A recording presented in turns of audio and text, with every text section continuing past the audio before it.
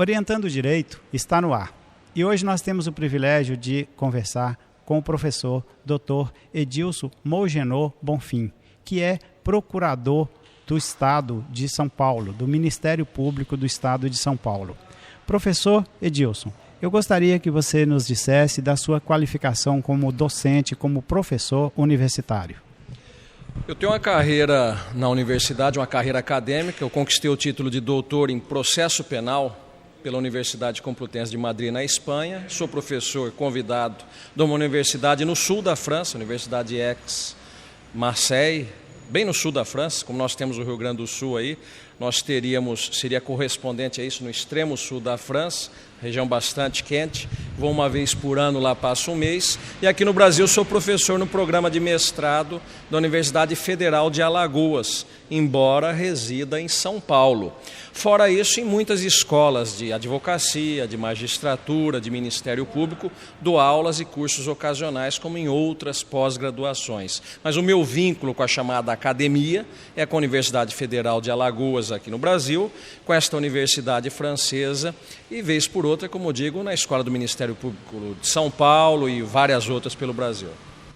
Professor, como membro do Ministério Público, você é um promotor de justiça, como o público mais conhece. Hoje você está na condição de procurador. Pode explicar para o nosso público a sua condição de graduado a procurador em comparação com o promotor? Eu trabalhei 21 anos como promotor de justiça, uma carreira de promotor. O Ministério Público, que a gente ingressa como promotor de justiça substituto, depois de um tempo é promovido à condição de promotor de justiça titular de um cargo. Depois de um longo tempo, no meu caso foram 21 anos, eu fui promovido a procurador de justiça. Enquanto o promotor de justiça processa o criminoso, enquanto o promotor de justiça faz o papel de fiscal da lei nos casos de falência, nos casos de defesa dos interesses dos incapazes, atua nos processos dos menores, dos adolescentes, o procurador de justiça ele dá um parecer, no meu caso, o procurador de justiça criminal, ele dá uma opinião jurídica qualificada que tem o nome de parecer na segunda instância, que é no Tribunal de Justiça. Significa dizer que depois que um promotor de justiça ou que o advogado em uma causa criminal, um dos dois foi vencido, aquele que foi vencido pode recorrer, pode apelar, pode levar o processo ao conhecimento de uma instância superior, no caso, os desembargadores do Tribunal de Justiça de São Paulo. Nesse momento, antes dos desembargadores decidir, eu ofereço um parecer do Ministério Público e essa é a função do procurador de justiça. Atuando como promotor na primeira instância, diretamente perante as varas criminais, o Tribunal do Júri, eu sei que você atuou em diversos júris polêmicos.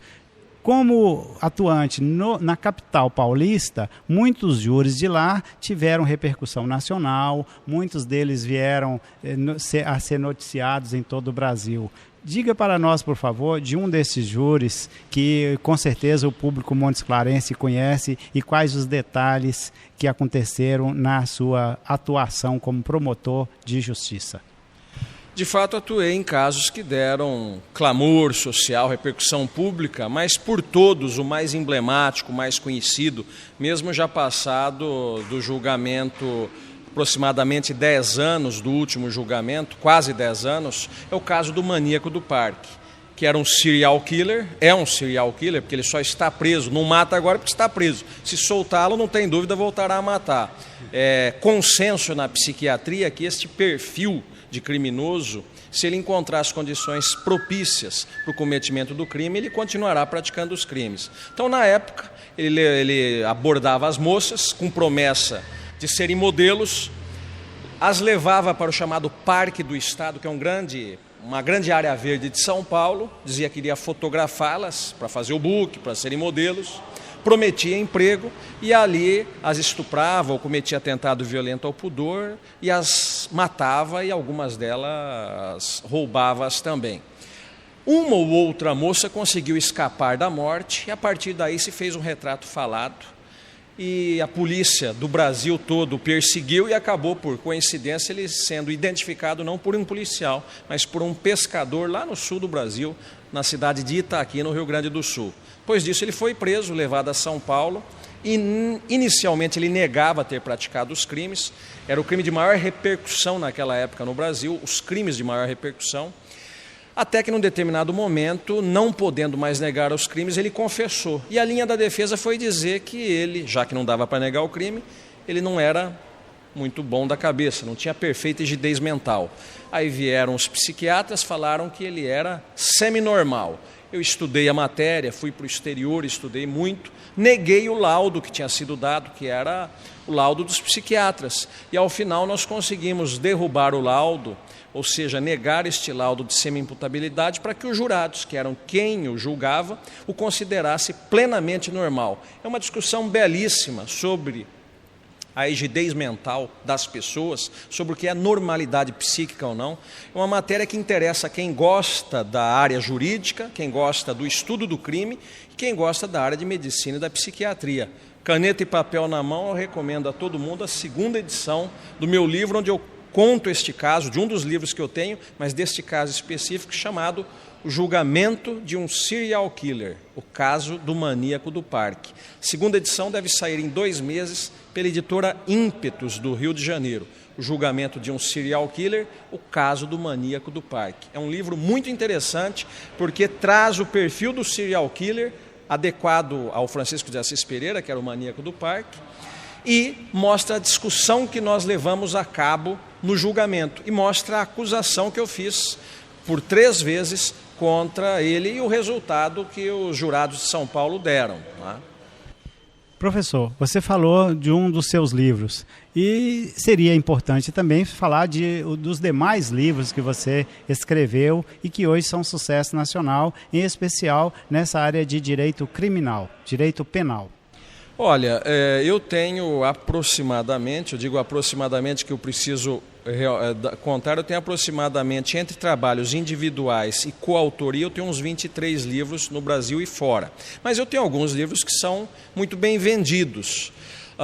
Meu curso de processo penal, da editora Saraiva, está na 5ª edição, é uma obra adotada pelas faculdades de Direito, por quem vai fazer concurso público. É a obra mais atualizada de processo penal hoje no Brasil, porque o legislador tem a chamada legislomania, todo dia sai uma lei nova, e a Saraiva, por ser uma editora grande, sempre me cobra uma atualização, sempre a faço, então, como curso de processo penal, eu recomendo.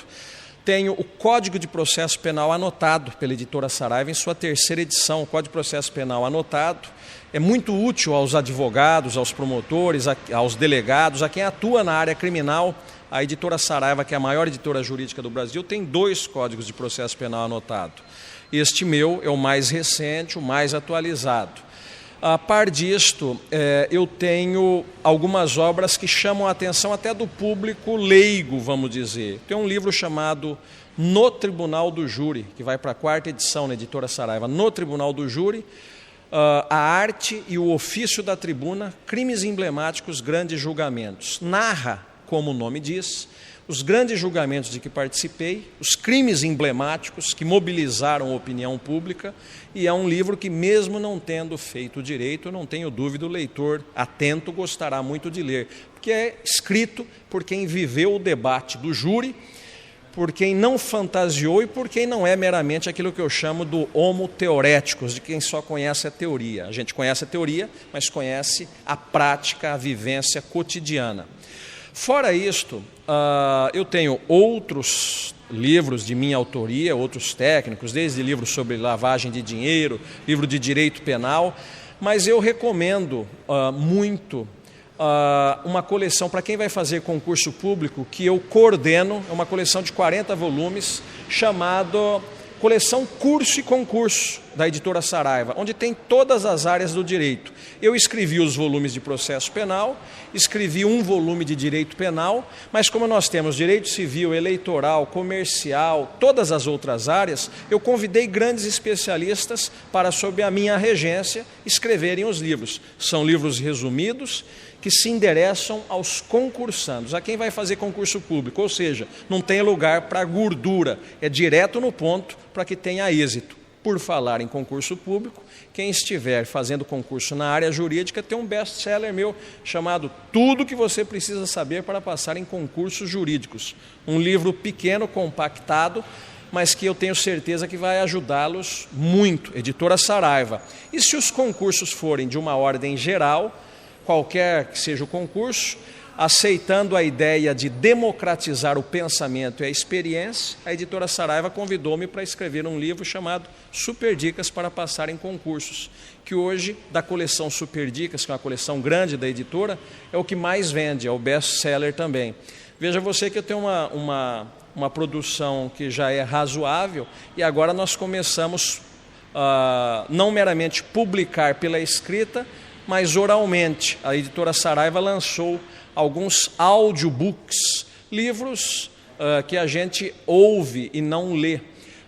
Eu tenho tudo que você precisa ouvir para passar em concursos, e tenho já os livros de processo penal para ajudar os concursandos também de uma forma que eles possam ouvir no carro. São os audiobooks, que é uma nova tendência do mercado editorial no Brasil e no mundo.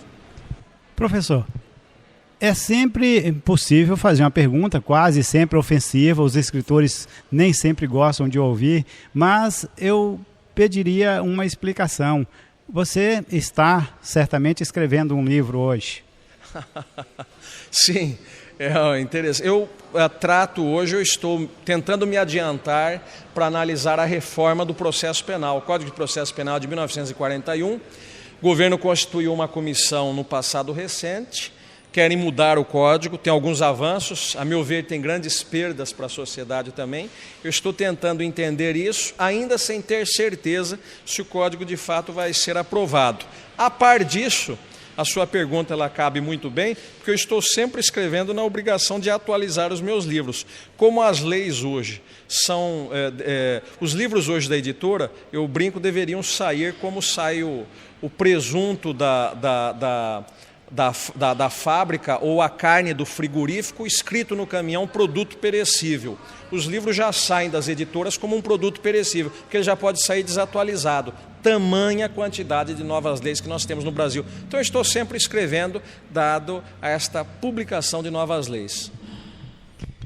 Orientando o direito, teve o privilégio de conversar com o Dr. Edilson Mogenot Bonfim, procurador do Ministério Público do Estado de São Paulo, autor de diversos livros. Todo o agradecimento ao Dr. Edilson, e agradecemos ao telespectador e pedimos que nos espere, porque amanhã, em Querendo Deus, estaremos neste mesmo horário apresentando um outro programa.